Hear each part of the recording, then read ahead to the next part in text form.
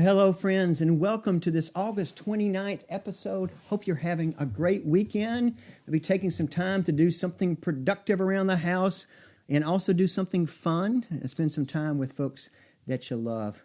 I remind you that on Tuesdays and Thursdays of the DaveCast, I do a Bible teaching. Currently, we're in the book of Exodus, and that will continue next week. But on Saturdays, we're now focusing on some other things, including preparing for Sunday's worship and spotlighting some of the ministries and missions that are going on at Conyers First. And so tomorrow, I remind you, we will again have two services. Our 8:30 outdoor service, where you can either choose to listen to the service drive-in style, parked in your car, listening over a low-frequency FM signal, or seated socially distanced in the shade, where we kindly ask that you bring your own lawn chairs and wear a mask.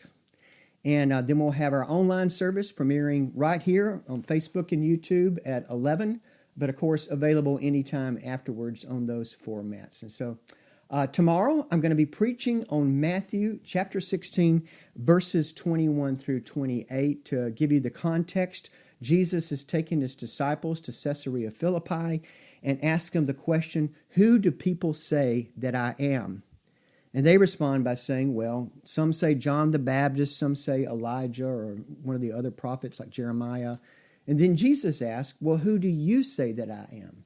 And Simon says, you are the Messiah, the Son of the living God.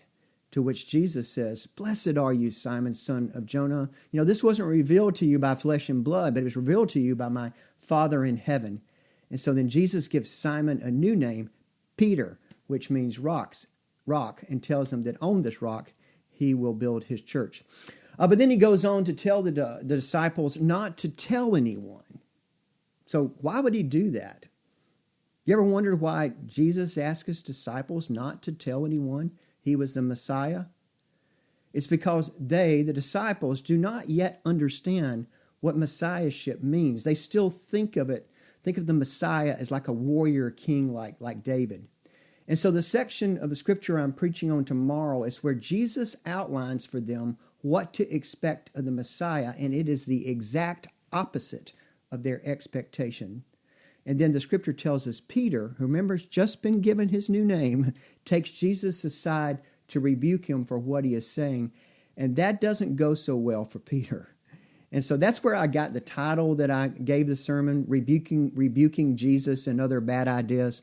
But the real focus is going to be on our response to what Jesus says here about whoever wants to be my disciple must deny themselves and take up their cross and follow me. And the challenges of that for our lives as 21st century disciples.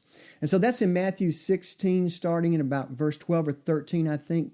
But the thrust of the sermon is going to be on the latter part of verses 21 through 28. So take some time today or maybe in the morning to read through that. I'll put a link to that passage in the comments section if you need it. But if you have time to read through it and reflect on it, I do believe it will greatly enhance your worship experience tomorrow morning. All right, so today we have a special guest, and she is no stranger to our Conyers First family. It's Gail Haney, and she has some exciting new information on a Bible study that's coming up, starting in just a few weeks, but through the fall. And so I sat down with her via Zoom and talked to her about that yesterday. And so I'm going to play that interview, and then I'll have a few closing remarks. And so we have Gail Haney with us here this morning. So Gail, how have you and Fred been handling the pandemic? I guess we've been doing okay. Yeah. as well as can be expected. So and Fred's back teaching now? He's teaching part-time at Newton Career Academy. How's that? Is he doing it online? How are they working that out where they are? Yeah, they've got a lot of things they're learning to do that online.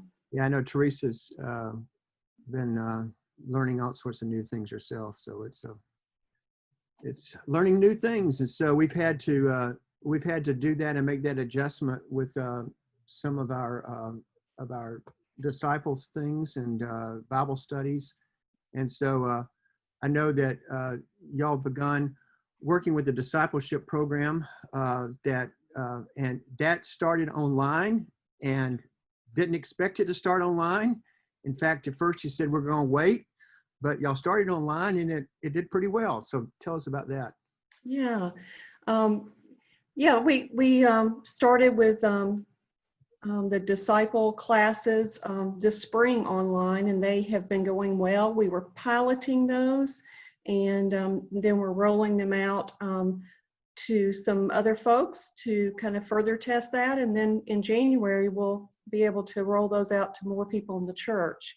Right. In the spring, I also did a Discerning the Voice of God Bible study online, and had a couple of groups of folks with that, and it went really well. I mean, it's not as great as face to face, but it's you know, it's doable, and I think people are enjoying it. So yeah, it's a good alternative to not doing it at all, I think. Exactly. And then I've heard some people remark that there is actually a you know, there's a convenience thing too, because, you know, if you get up from your den and walk into your, you know, your kitchen to get on the computer or something. So that's right. Yeah. And so as we get into this fall, we're kind of in a transition time. There's some groups that are meeting face to face now, right? Mm-hmm. Mm-hmm. Yes, we've got some of our disciple classes that are meeting on Zoom, and some in person, and some doing a little of both. Yeah. So as we get to people's comfort level, both on, you know, just because of maybe some conditions that they have where they're not able to meet in public, and also just their kind of safety, is probably something we're going to be doing here kind of for a transition period of time, maybe until hopefully at least by next year we'll be back to normal. So having said all that, I know that you're embarking on a new Bible study. It's one that I'm familiar with. I did it once at a church. And so tell us about Experiencing God, and how people can get involved with that, what it's about, and, you know, how you're going to be able to facilitate that. Okay. It's called Experiencing God, Knowing and Doing the Will of God. And it's a study by Henry and Richard Blackaby. It was created years ago, and it's become a best-selling study. It's been translated into 47 different languages. Millions of copies have been sold. It's been used in almost every Christian denomination. I took it years ago, and I have to say it was really life-changing for me. Mm-hmm. And the basic premise is that you want to develop the closest relationship possible with God, to experience Him, and then He is working all around us, and He wants us to join Him in His work. Mm-hmm. And so being able to see where He is working, and know that's His will for us, is to join Him in His work. Mm-hmm. I think that premise is very important as we reach out in the community, so that we become more aware of where He is working. But the author of the study said that his goal was really to create a study that would allow people to form the deepest relationship with God as possible, mm-hmm. to truly experience Him. Yeah. Yeah. So people, is there any prerequisite that somebody would have needed to take in before they took this Bible study? No, not at all. And it's going to be very easy. I've decided to offer 2 classes, both online, you know, while we're still, you know, in this little pandemic portion. It's 13 weeks, so we'll start the week of September 13th, okay, and finish up by Christmas. So the 2 classes will be held completely online. I will send a video link each week for people to watch a 30-minute video on their own time. Mm-hmm. And then we'll have an hour discussion with the group each week in our meeting time. Super. All right. That's wonderful. And so, so the 13th is coming up pretty quick. So we need to get the word out. It So, is. and is it just for Conyers First people, or anybody in the community who might want It, to be involved? it, it really is open to anyone. So if anyone knows of friends, neighbors, family that want to participate, that would be great. Okay. Um, each class is limited to 10 people because we want to have good discussion time for everybody. And so if people are interested, to contact me and either a phone call or email, that would be great. Also, the two classes, one will be Monday evenings from 6:30 to 7:45, and then the other will be Thursday mornings from 10 to 11:15. Awesome. That's great. So how much homework would you say? I mean, they got the 30-minute that they need to watch the video in advance. How much additional homework should people be prepared to have? Yeah, I think probably about 20 minutes a day reading.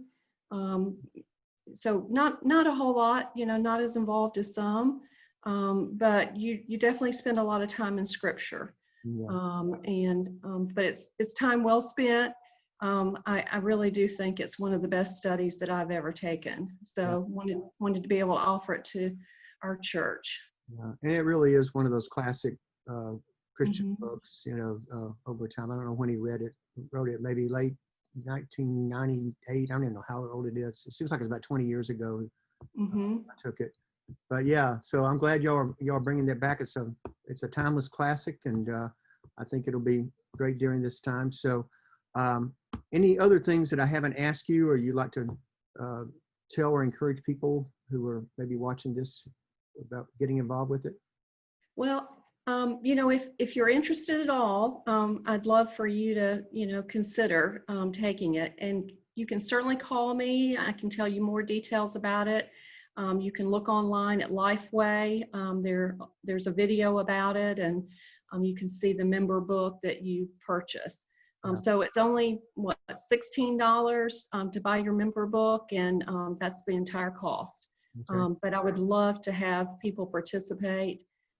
I think it's going to be a great opportunity to really dig in deep Okay. and truly experience God. We'll put the link to I guess they email you to sign up, or how do they?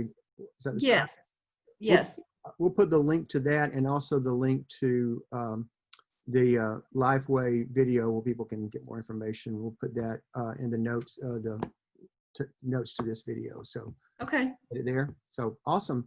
Well, thank you. I appreciate all you're doing. I know this is an unusual time, but you've kept some things going that are important, and the groups that we've got going, I think, are all enjoying it. From everybody that I talk to, the disciple groups are enjoying it. So, God's preparing us for something through this season, and it'll be fun to see what it is as we get on the other side of it. So, all right. Thank you very much. Thank you. Well, thank you, Gail. I'm going to put up the links to sign up for the Experiencing God Bible study in the comments section, and also the link to the video preview that she mentioned. I do remind you that space is limited. I mean, it's only 20 people, 10 per study, and so you're going to want to sign up for that quickly. And let me say as we get to the close that I hope you have a wonderful rest of this Saturday, and I look forward to being with you in worship tomorrow morning, either at 8:30 at the church or 11 o'clock online. And so until then, be safe, keep bringing the hope, and I will see you then. God bless you.